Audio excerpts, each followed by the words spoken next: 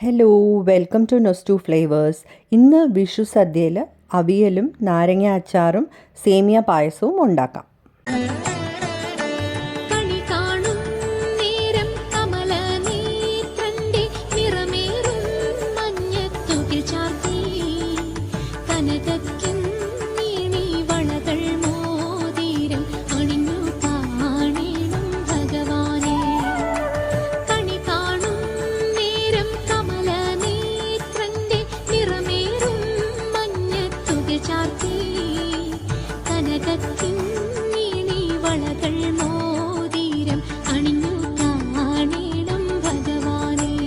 ഉണ്ടാക്കാൻ വേണ്ടുന്ന പച്ചക്കറികൾ എന്തൊക്കെയാണെന്ന് നോക്കാം. ഞാൻ ഒരു ചെറിയ പോർഷൻ ചേന എടുത്തിട്ടുണ്ട്, ഒരു മീഡിയം സൈസ് തക്കാളി, 4-5 അമരയ്ക്ക, ഒരു ക്യാരറ്റ്, 2 ഏത്തയ്ക്ക,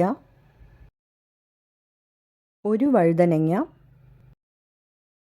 ഒരു ഉരുളക്കിഴങ്ങ്, ഒരു മുരിങ്ങയ്ക്ക, കുറച്ച് വെള്ളരിക്ക,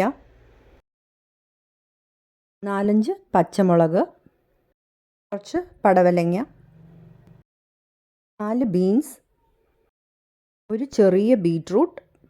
ഇതൊക്കെയാണ് ഞാൻ അവിയൽ ഉണ്ടാക്കാൻ എടുത്തിരിക്കുന്ന വെജിറ്റബിൾസൊക്കെ ഇതുപോലെ നീളത്തിൽ കട്ട് ചെയ്തെടുക്കണം. വെജിറ്റബിൾസൊക്കെ കുക്ക് ചെയ്യാൻ പോകുന്ന പാത്രത്തിലോട്ട് മാറ്റാം.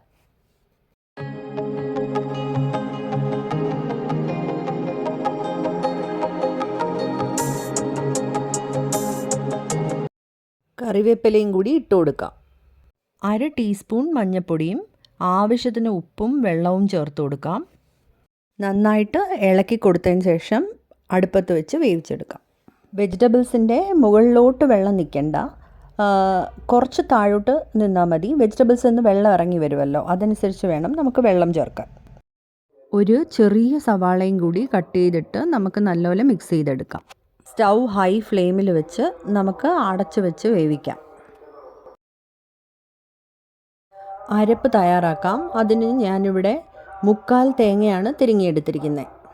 മിക്സിയിലോട്ട് തേങ്ങ ഇട്ട് ഒരു ചെറിയ ഉള്ളി, കുറച്ച് ജീരകപ്പൊടിയും കൂടി ചേർത്ത് വെള്ളം ഒഴിക്കാതെ ചതച്ചെടുക്കാം. നല്ലപോലെ ഒന്നും അരച്ചെടുക്കണ്ട, ഒന്ന് ചതച്ചെടുത്താൽ മതി.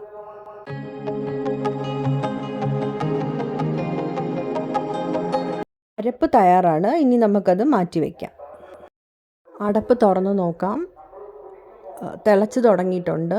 ഇനി നമുക്ക് ഒന്നുകൂടെ ഇളക്കി കൊടുത്തിട്ട് ലോ ഫ്ലെയിമിലാക്കി ഒരു 10 മിനിറ്റോളം അടച്ചു വെച്ച് വേവിക്കാം.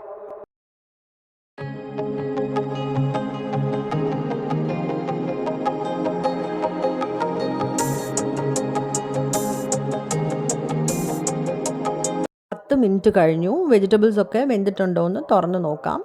നല്ലപോലെ വെന്തിട്ടുണ്ട്. ഇനി നമുക്ക് ഇതിലോട്ട് അരപ്പ് ചേർക്കാം. അരപ്പ് ചേർത്ത് നല്ലപോലെ മിക്സ് ചെയ്ത് എടുക്കാം.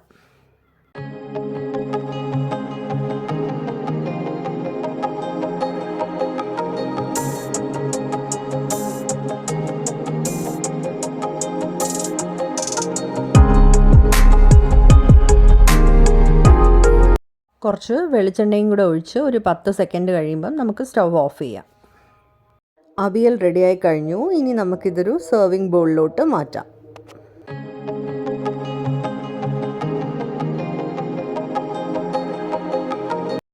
ഇനി നമുക്ക് നാരങ്ങ അച്ചാർ ഉണ്ടാക്കാം. അതിന് ഒരു ഇഡ്ഡലി കുക്കറിലോട്ട് ഞാൻ 8 നാരങ്ങയാണ് എടുത്തിരിക്കുന്നത്. ഇതൊരു 10 മിനിറ്റോളം നമുക്ക് ആവി കയറ്റിയെടുക്കാം.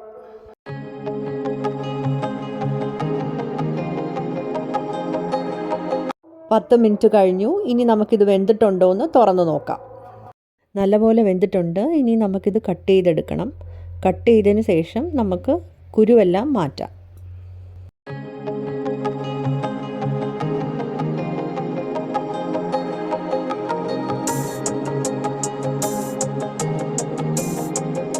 നാരങ്ങയൊക്കെ കട്ട് ചെയ്ത് കുരുവൊക്കെ മാറ്റി വെച്ചിട്ടുണ്ട്.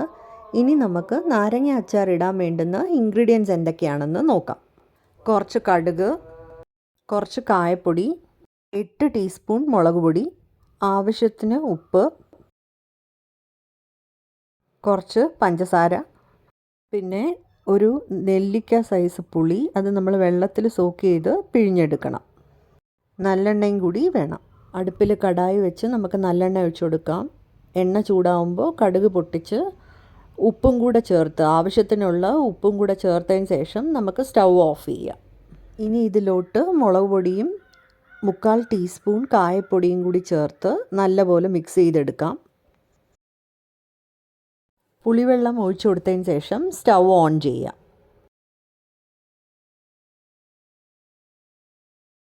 അര ടീസ്പൂൺ പഞ്ചസാരയും കൂടി ചേർത്ത് ഇളക്കാം.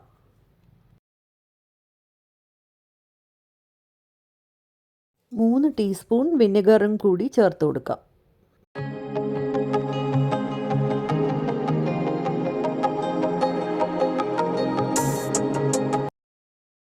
പൊടിയുടെയും പുളിയുടെയൊക്കെ പച്ചമണം മാറിക്കഴിഞ്ഞ് ഇനി നമുക്ക് സ്റ്റൗ ഓഫ് ചെയ്യാം.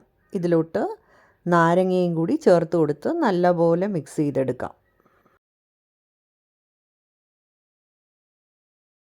നാരങ്ങ കറി റെഡിയായി കഴിഞ്ഞു. ഇനി നമുക്ക് സേമിയ പായസം ഉണ്ടാക്കാം. അതിന് ഞാൻ 200 ഗ്രാം സേമിയ എടുത്തിട്ടുണ്ട്. 1.5 ലിറ്റർ പാല്, കുറച്ച് നെയ്യ്, പിന്നെ കുറച്ച് കാഷ്യൂ നട്ട്സും കിസ്മിസും ഏലക്കയും.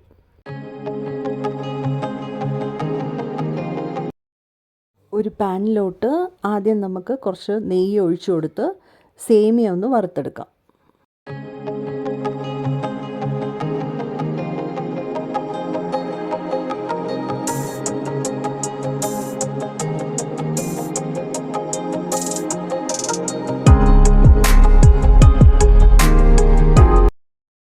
ഇത് നമുക്കൊരു പ്ലേറ്റിലോട്ട് മാറ്റി വയ്ക്കാം. ഇനി അതേ പാനിലോട്ട് നമുക്ക് 1.5 ലിറ്റർ പാൽ ഒഴിച്ചു കൊടുക്കാം. പാലൊന്ന് തിളച്ച് വരുന്നവരെ നമുക്ക് വെയിറ്റ് ചെയ്യാം.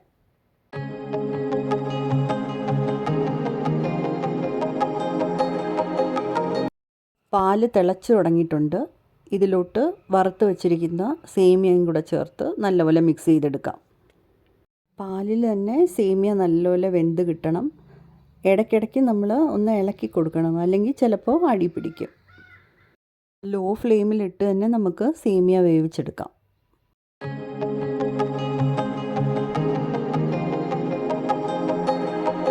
സേമിയ വെന്തിട്ടുണ്ട്.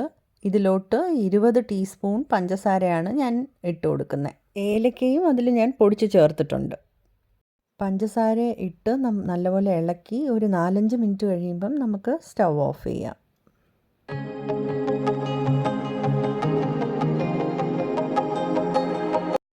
സേമിയയിലോട്ട് നമുക്കിനി അണ്ടിപ്പരിപ്പും കിസ്മിസും കൂടി വറുത്തിടാം. അതിനൊരു ചെറിയ കടായിൽ നമുക്ക് നെയ്യ് ഇട്ട് കൊടുക്കാം. ആദ്യം കിസ്മിസും പിന്നെ കാഷ്യൂ നട്ടും കൂടി നമ്മൾ നെയ്യിലോട്ടിട്ട് മൂപ്പിച്ചെടുത്ത് സേമിയയിലോട്ട് വറുത്തിടാം.